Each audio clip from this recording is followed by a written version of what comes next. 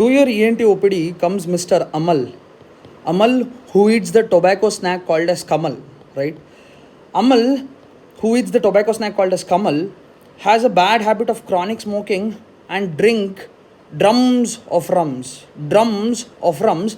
He also has some, cheek deformities because of cheek bites. At the same time, when you examine it, he has submucous fibrosis, right? And when you start diagnosing him, you get to know that there is Plummer-Vinson syndrome also, right?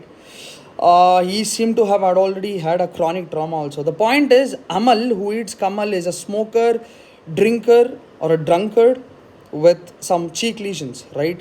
He comes to the ENT OPD saying that, hey, so I seem to have these white patches, and could you please identify what they are?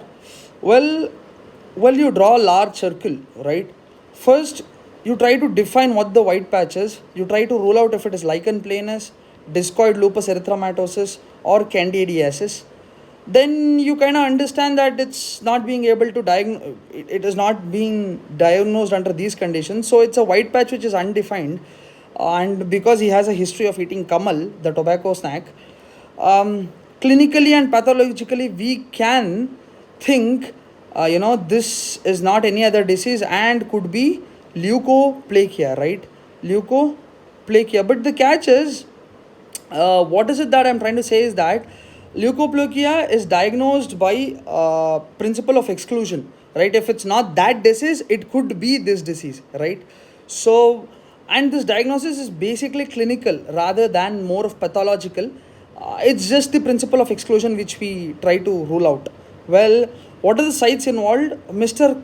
Amal opens his large mouth, and in his large mouth, you see his buccal mucosa is having this whitish discoloration, and his oral commissures are involved with this whitish discoloration, and his tongue is involved basically, right? So the oral commissures, the fissures or conditions like that, and you have the buccal mucosa and the tongue which is involved. Well, this is the photo of Mr. Amal. Amal, who is having this whitish discoloration here, and Mr. Amal, here there is whitish discoloration on the lateral side. Fine. So this whitish discoloration, right? These are the sites involved: the tongue, the oral commissures, and the buccal mucosa and the tongue. And in India, because Mr. Amal comes from Hindustan, right, the buccal mucosa happens to have the whitish discoloration, leukoplakia, right? Of course, Mr. Amal is male, right? This tries to talk about the predisposition. So males are more predisposed to females compared to females, and Mr. Amal is 40 years of age, right? Mr. Amal comes to the OPD, ENT OPD with a 40 years of age, right? Clinical subtypes, you try to explain him that, see, there are 3 clinical subtypes. One is the smooth subtype, one is the speckled subtype, the other one is the erosive type, right? This erosive type and speckled type have a higher rate of malignancy.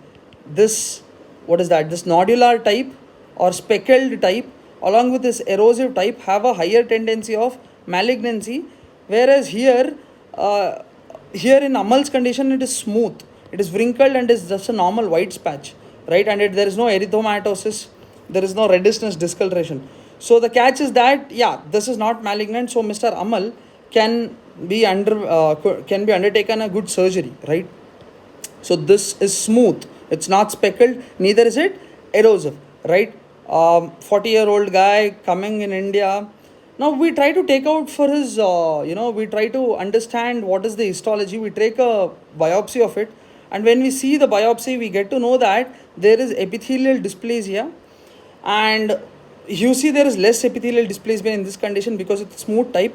But the point is, greater the epithelial dysplasia, greater is the malignant change. Talking about the tendency of the malignancy is based on the site and type, right?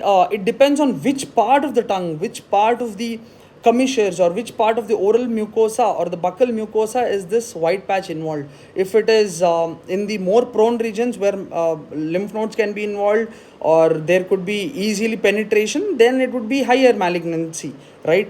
How do you manage it? Well, you say Mr. Amal, who eats the Kamal brand of tobacco snack, stop your Kamal, right? Stop the Kamal. And how to talk about the biopsy? Well, you take out the biopsy and you try to rule out if there is any malignant change.